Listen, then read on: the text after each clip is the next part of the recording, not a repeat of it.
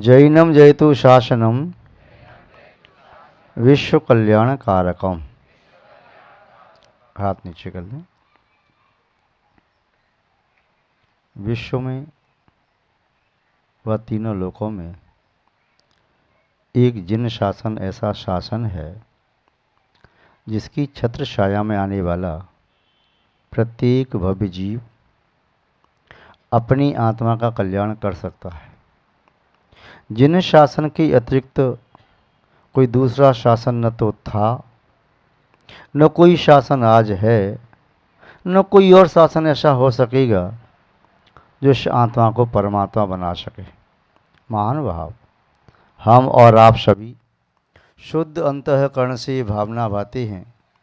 ये जिन शासन सुचिर काल तक जयवंत और जीवंत रहे।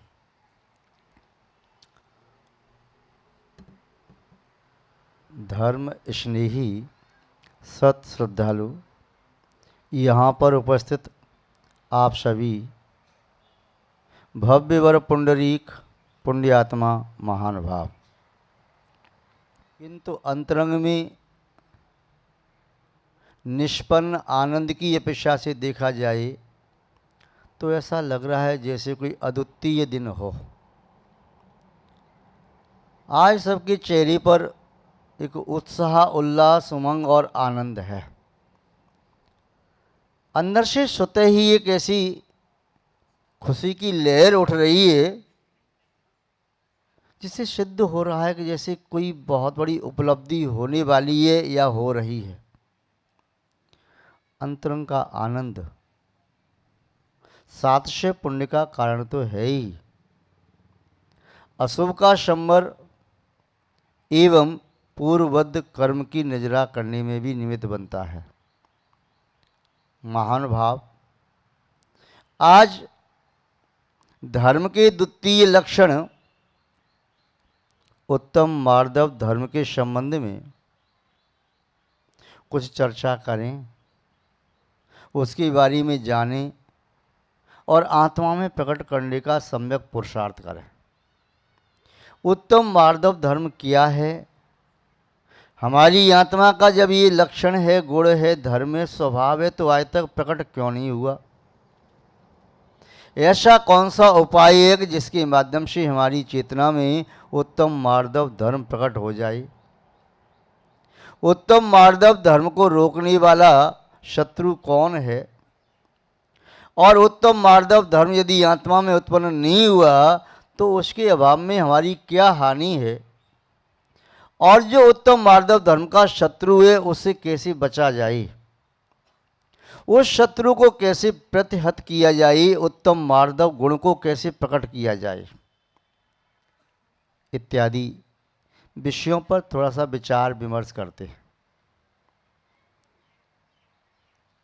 बुद्धिमान व्यक्ति, विवेकी व्यक्ति वही कहलाते हैं जो किसी भी विषय वस्तु पर विचार विमर्श करके उसे ग्रहण करते हैं, विचार विमर्श करके उसे त्यागते हैं। क्या त्याज्य है, क्या ग्राह्य है, बिना विचार किए व्यक्ति की समझ में आता नहीं और कई बार से भूल हो जाती है। जो ग्रहण करने लायक होता है उसे व्यक्ति छोड़ देता है और जो छोड़ने लायक होता है उसे ग्रहण कर लेता है। आत्मा का हित करने वाले विषय और कसाई हैं, व्यक्ति इन्हें अज्ञानतावश ग्रहण कर लेता है और आत्मा का हित करने वाली वैराग्य और ज्ञान है, रत्नत्रय है, इसे व्यक्ति प्राप्त नहीं कर पाता। महान भाव, इसलिए विचार विमर्श करना है उत्तम मार्दव धर्म के संबंध में। उत्तम मार्दव धर्म क्या है?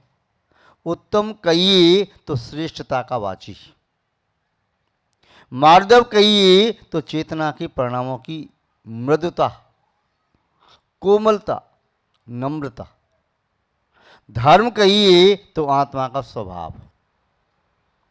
इससे सिद्ध होता है कि आत्मा का जो श्रेष्ठतम स्वभाव है, शुद्ध स्वभाव है, वह स्वभाव मृदुता है, विनम्रता है, कोमलता है। इसके विपरीत चेतना में विद्यमान अनादिकाल से जो अहंकार है, मान है, वह आत्मा का स्वभाव नहीं है, वह आत्मा की विभाव परिणति है। जब जब जीव विभाव परिणति के पास होता है, तब तब ये जीव संसार परिभ्रमण करता हुआ सिर्फ और सिर्फ दुखों को भोगता रहता है। कभी स्वभाव परिणति की ओर अभिमुख होता है तो सात्स्य पुण्य का बंध करके संसार की इंद्रिय संबंधी सुखों को प्राप्त करता है, और यदि वे उस इंद्रिय सुख को भोगते हुए अनासक्त रही, अपने शुद्ध स्वभाव को प्राप्त करने के लिए लालायित रही, तब यह मोक्ष मार्गी बन जाता है और स्वभाव को प्राप्त करने में समर्थ होता है। मान शब्द का अर्थ आप लोग जानते होंगे।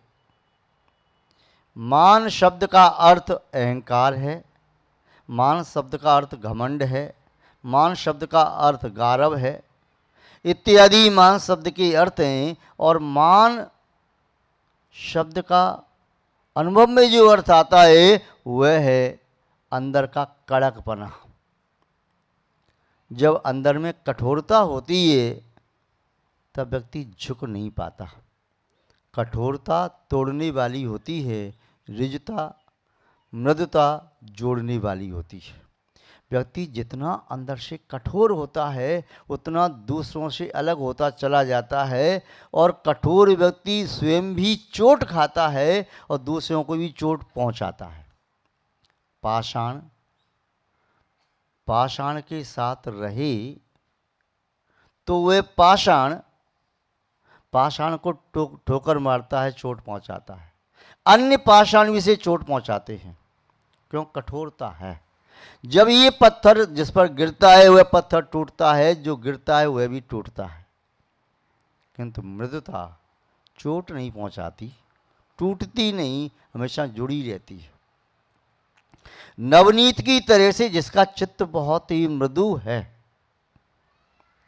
वह किसी पर चोट मारो तो चोट लगती नहीं, तोड़ता नहीं, वह स्वयं भी टूटता नहीं।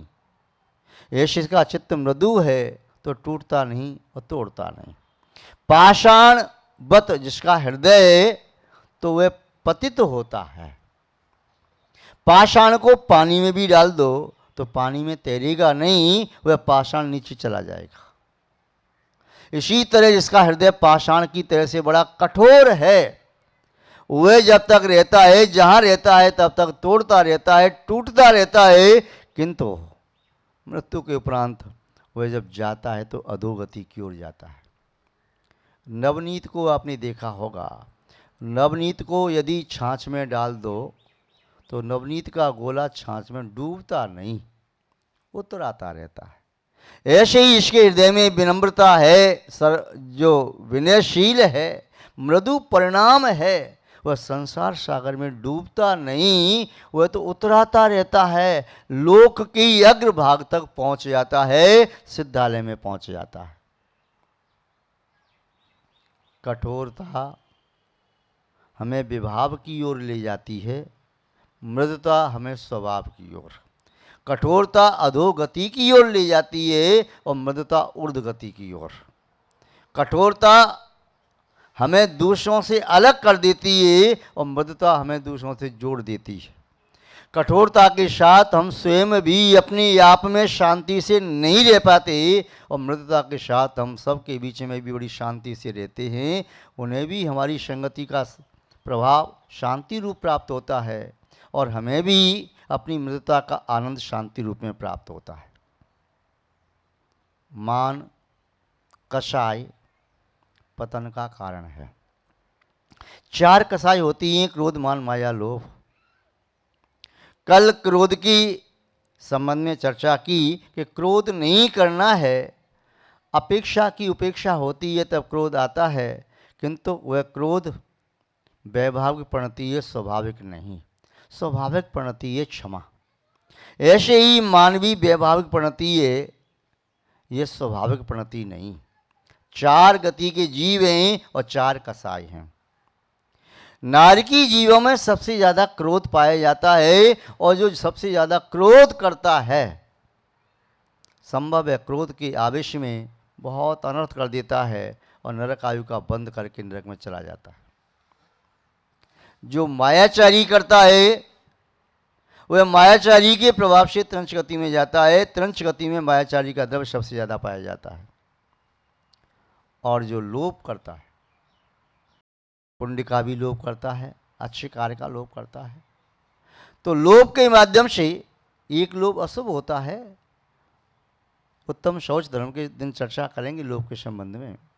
लोभ कषाय का द्रव्य सर्वाधिक देवगति में पाया जाता है, किंतु मान कषाय सबसे ज़्यादा पाई जाती है तो मनुष्य गति में पाई जाती है। मान कषाय का द्रव्य सबसे ज़्यादा यदि उदय उदीर्णा निर्जला को प्राप्त होता है तो मनुष्य गति में। मान कषाय का जितना काल है, सर्वाधिक काल अपनी आयु की अपेक्षा से तो मनुष्य अवस्था का काल है। एक बार मनुष्य क्रोध पर नियंत्रण कर ले, लोभ नहीं करे, मायाचारी के परिणामों को भी छोड़ दे, किंतु मान कषाय ये छूटती नहीं, चिपक जाती है। और मृदता का उदाहरण जैसे दिया नवनीत की तरह, किंतु मान कषाय जो पाषाण में विद्यमान परमाणु ऐसे चिपक जाते हैं, छूटते नहीं। ऐसे ही मान कषाय आत्मा के प्रदेशों से चिपक जाती है, आत्मा के मृदु स्वभाव को कठोर कर देती है। मौन जो होता है उष्णता पाकर के पिघल जाता है, यदि ठंडे स्थान पर रखा हो तो सूख के कठोर हो जाता है।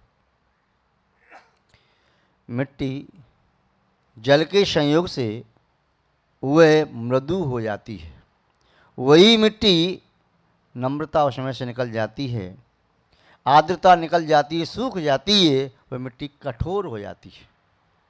गीली मिट्टी को कुंभकार कोई भी आकार दे सकता है, किंतु सूखी मिट्टी को आकार नहीं दिया जाता। गीली मिट्टी के बर्तन बनाए जाते हैं, खिलौने बनाए जाते हैं, सूखी मिट्टी से नहीं बनाए जाते।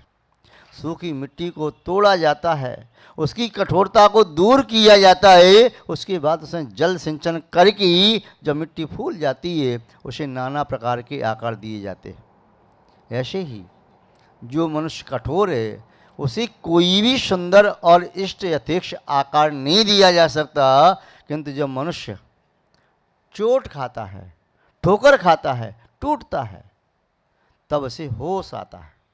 जब ये धर्म के जल से सिंचित होता है तो इसका चित्त मृदु हो जाता है। ऐसे मृदु चित्त वाले व्यक्ति को फिर उत्तम श्रावक बनाइए, साधक बनाइए, मोक्ष मार्गी बनाइए, धर्मात्मा, पुण्यात्मा, महात्मा कुछ भी बनाइए। जब तक चित्त कठोर है तब तक वह उस कठोरता के अतिरिक्त कुछ और नहीं बन सकता। कठोरता को तोड़ करके ही उसे अलग अलग किया जा सकता है, अन्य आकृति दी जा सकती है, बिना तोड़े नहीं। मान कषाय के चार भेद किए। एक मान होता है पाषाण की तरह से, दूसरा मान होता है हड्डी की तरह से, तीसरा मान होता है वह लकड़ी की तरह से, और चौथा मान होता है लता की तरह से। जो पहली प्रकार का मान है, इसे अनंतानुबंधी मान कहें, पाषाण की तरह से यह व्यक्ति टूट जाएगा पर झुकेगा नहीं। अप्रत्याख्यान मान कहें, वह हड्डी की तरह से है, हड्डी भी चोट खाती है तो टूट जाती है, किंतु उसमें कठोरता पाषाण की अपेक्षा से कम होती है। लकड़ी ये भी कठोर होती है, शुष्क होती है तो टूट जाती है, नम्र होती है तो झुक जाती है, किंतु इसमें कठोरता पाषाण और हड्डी की अपेक्षा से और कम होती है। और लता चौथे प्रकार का मान। तीसरे प्रकार का मान प्रत्याख्यान वर्ण कषाय माने, द्वितीय प्रकार का मान अप्रत्याख्यान वर्ण कषाय, और चतुर्थ प्रकार का जो मान है संजुलन कषाय का मान। संजुल कषाय का मान है लता की तरह से हवा से लता झुकती रहती है। तो जो श्रमण हैं, जिनके जीवन में संजुल कषाय का उदय है, उनका मान जल्दी ही त्रुटित हो जाता है।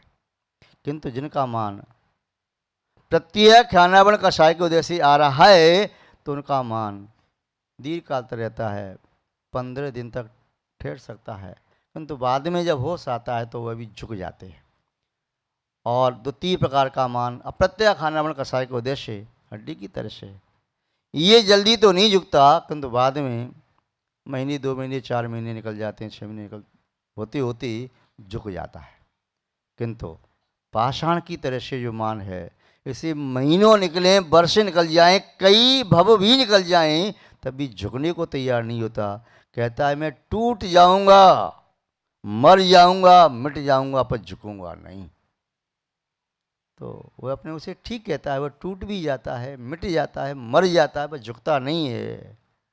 और मर मर के भी वह जिसे जीना पड़ता है, नरक आदि दुर्गतियों के दुखों को भोगना पड़ता है। महान भाव, ये मान कसाय अच्छा नहीं बताया। ये मान को विष का रूप कहा। मान महाविष रूप, करई ही नीच गति जगत में, कोमल सुधा अनूप, सुख पावे प्राणी सदा। कोमलता, मृदुता, ये अमृत की तरह से ये आत्मा के एक एक प्रदेश को सुख और शांति से भरने वाली। किंतु मान कसाय जहर की तरह से है, आत्मा का खात्मा करने वाली है। ये मान पतन की सीढ़ी है। महान भाव, जब मान कषाय का उदय आता है, तब व्यक्ति विवेक बुद्धि से रहित हो जाता है। मान कषाय का उदय आता है, तभी अंधा जैसा हो जाता है। मान कषाय का तीव्र उदय आता है, तब व्यक्ति पागल जैसा हो जाता है। बस उसे वही वही दिखाई देता है जिसे वो देखना चाहता है। उसे गुण तो दिखाई देते ही नहीं, दूसरे की बुराई दिखाई देगी, अपनी उपलब्धि दिखाई देगी, उस पर अहंकार करेगा, किंतु वह झुक नहीं सकेगा। किसी व्यक्ति ने लिखा, किसी बालक या बालिका का जन्म होता है तो रोता क्यों है? प्राय करके जितने बालक जन्म ही रोते हुए जन्म लेते हैं ना, क्यों रोते? उसका कहना है, उस व्यक्ति ने जो लिखा अपना चिंतन, उसने लिखा कि वह देखता है मैं जमीन पर पड़ा हुआ हूं और सब लोग स्वच्छ स्थान पर, तो उसकी मान कसाय खंडित होती है, इसलिए ये रोता है। और जब बड़ा होता है, तब भी छोटे बालक से कहो तुम नीचे ज़मीन पर बैठ जाओ, आप ऊपर चेयर पर बैठ जाओ, तो रोने लगेगा, मुझे ज़मीन पर बिठाते हो, मैं ऊपर बैठूंगा। यदि कहीं आसन लगा हुआ हो और आपसे पूछें आप कहाँ बैठोगे, तो आप कहोगे सबसे ऊंचे आसन पर। ये आप नहीं, आपकी मान कषाय कह रही है।